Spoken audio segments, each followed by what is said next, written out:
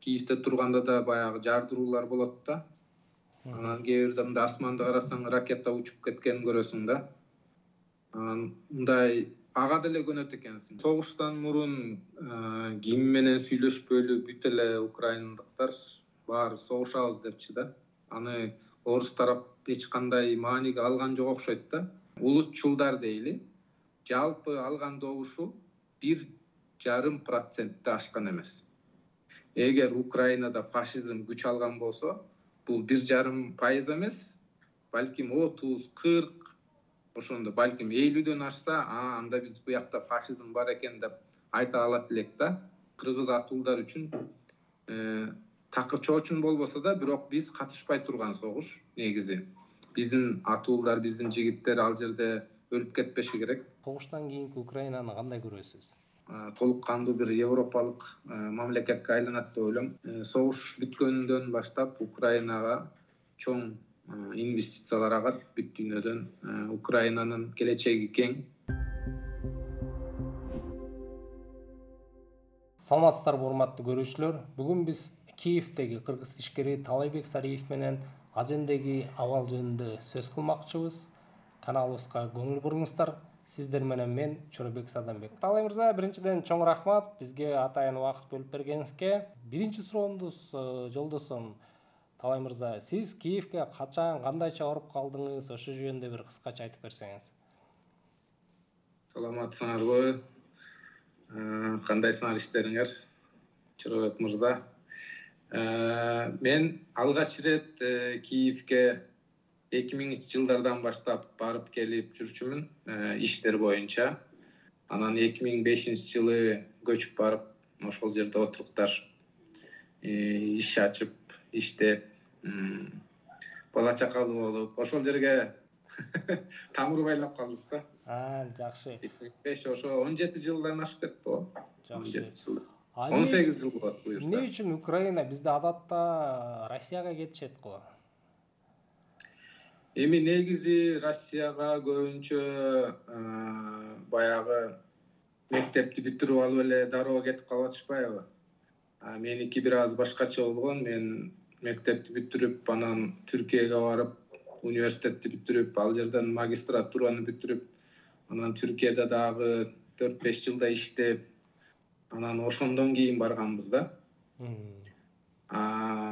Негизи эмгек акы деңгээли боюнча Орусия жогору болгон үчүн, анан документ жагынан, аркы берки жагынан оңой болгон үчүн бизде дароо эле баягы мектепти чала була бүтүрүп алып эле бузуу коймой да. Ооба. Ал эми Украина бир аз алысыраак, биринчиден географиялык жактан. Түз учак каттамы жок, мурун бар болчу, азыр тилекке каршы жок, акыркы бир 7-8 жылдан бери жок да. Ошо Украинага мурун же Москва аркылуу, же Стамбул аркылуу учуп барабыз да. Ошондой бир тоскоолдуктар бар, ошон үчүн Украина анча популярдуу эмес азырынча бизге, биздин жарандарга. Талай мырза, ошол жанагы 24-февралда орустар бастырып киргенде сиз Киевде белеңиз? Жок, мен андан мурунураак мен үй бүлөбүздү алып чыгып Түркияга качканбыз. Андан мурунураак да. Анан апрелдин аяктарында анан Германияга. Демек, сизде алдын ала маалымат болгон экен да баскын болот деп. Эми баягы ачык айтылып атты, бирок эч ким ишенбей атты да ошол кезде. Эми чындыгын айтканда мен деле ишенген эмесмин, мындай согуш болот. Акыркы убакка чейин ишенген жокпуз да.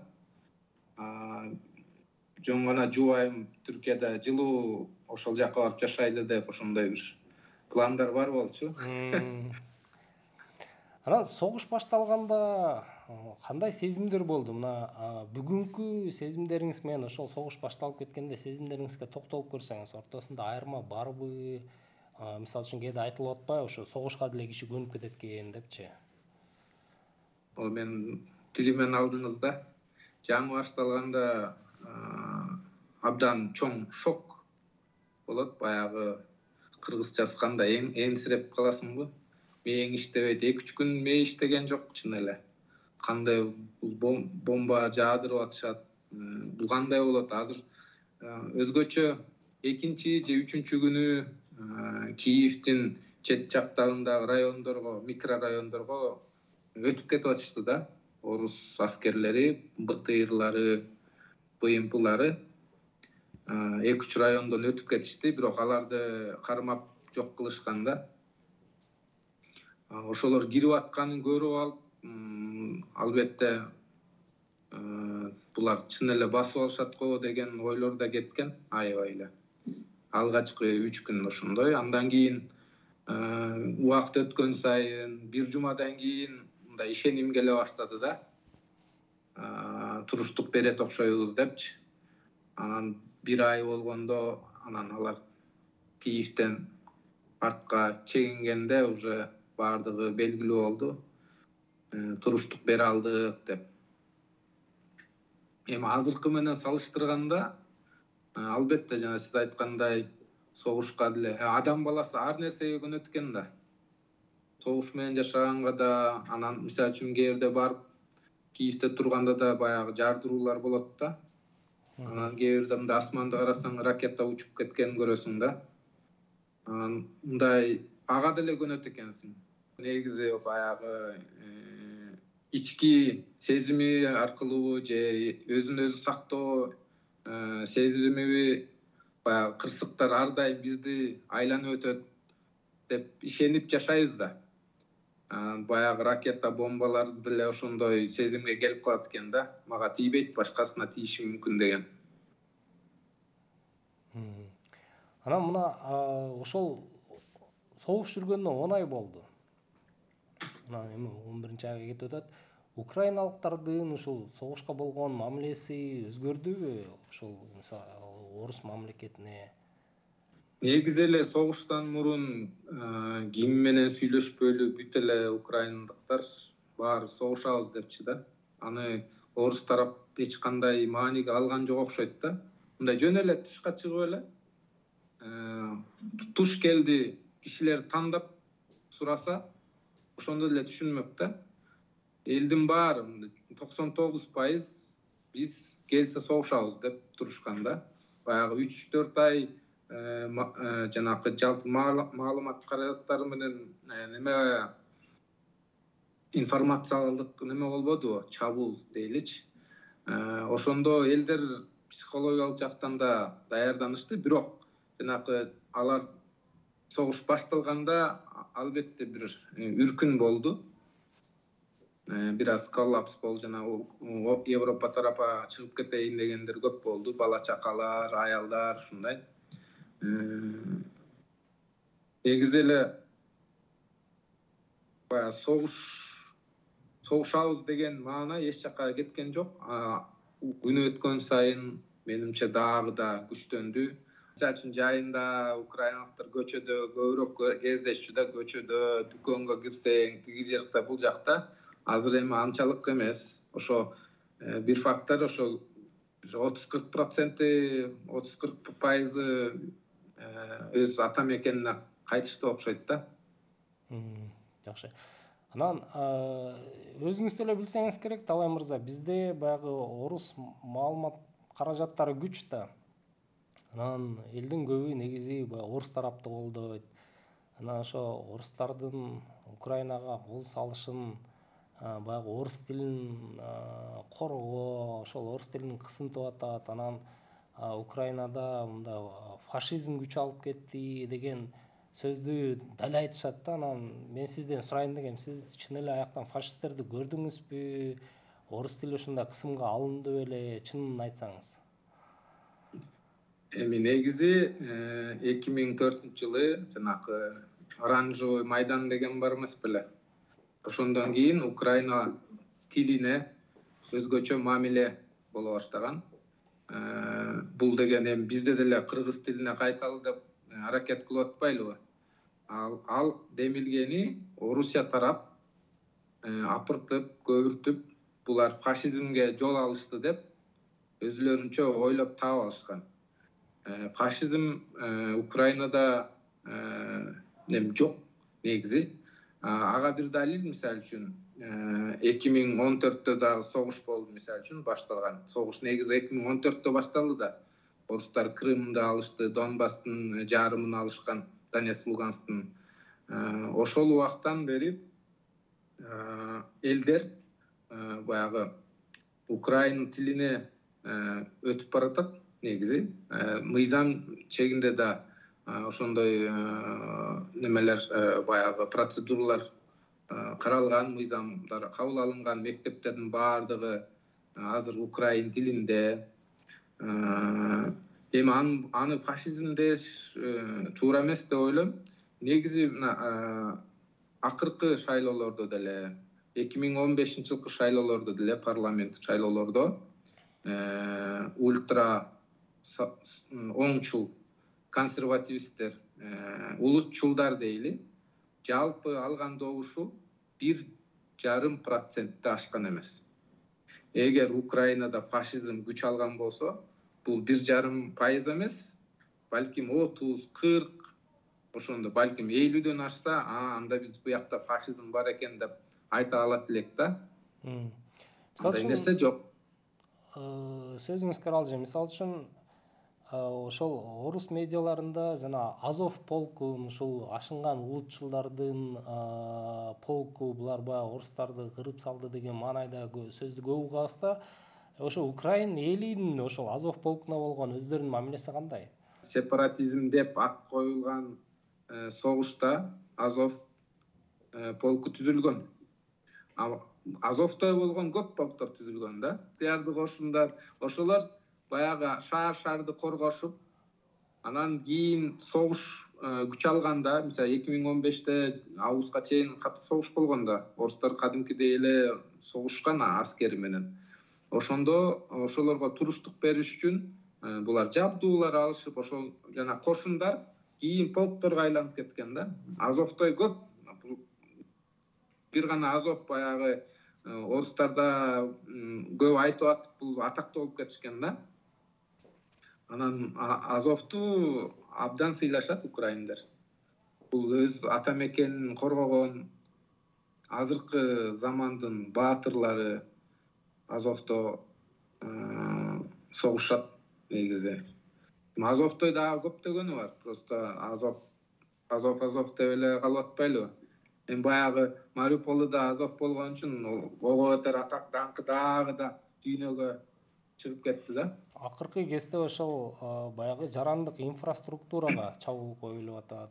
Анын негизги максаты ошол кыштын күнү электр кубаты жок, суу жок, жылуулук жок калса, ошол Украина эли бийлигине кысым кылып, аларды баягы макулдашууга барганга мажбур кылат деген максатта болуп атат деген пикир бар да. Сиз кандай ойлойсуз? Чын эле, мисалы үчүн азыр инфраструктуранын 60-70% кыйрап, баары токтоп калса, Украина багынып береби? Албетте жок. Бул дүйнөлүк тарыхта да ушундай болгон да. Баягы элди бомбалап, эң окшош окуялар тиги Гитлерде Лондонду, тиги Британияны бомбалаганда узун мөөнөт бомбалашкан да. Бирок Британия багынган жок да. Ошол сыяктуу эле азыр тескерисинче эффект бар да. Украиндер ого өтөр жини келип орустарга. Мисалы үчүн аскерлер өзүнчө өлө берсе башкача да. Бул деген ар бир жарандын жашоосуна тийиштүү болуп атпайбы? Анан булар чыгып алып, анан кой Зеленский кет, же биз багыналы деген күтүш негизи эле абсурд негизи. Орустар ошого ишенгени мага таң калыштуу да. Ким андай кеңеш берди? Бул биринчиден, экинчиден алар дарыларын туура эмес жерге коротуп атышпайбы?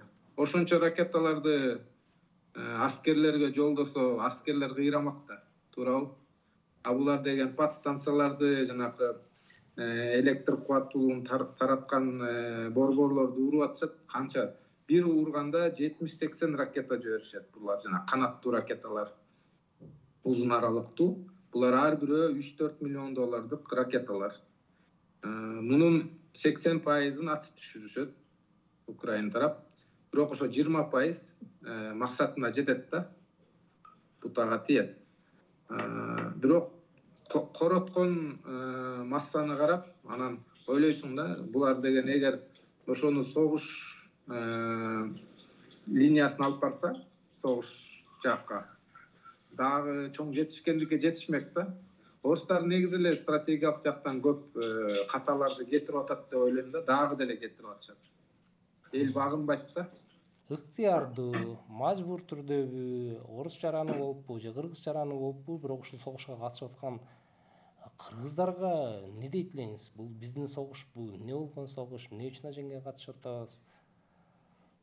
Алгач ирет албетте бул биз кыргыз мамлекети, кыргыз атуулдар үчүн такыр чоочун болбосо да, бирок биз катышпай турган согуш негизи.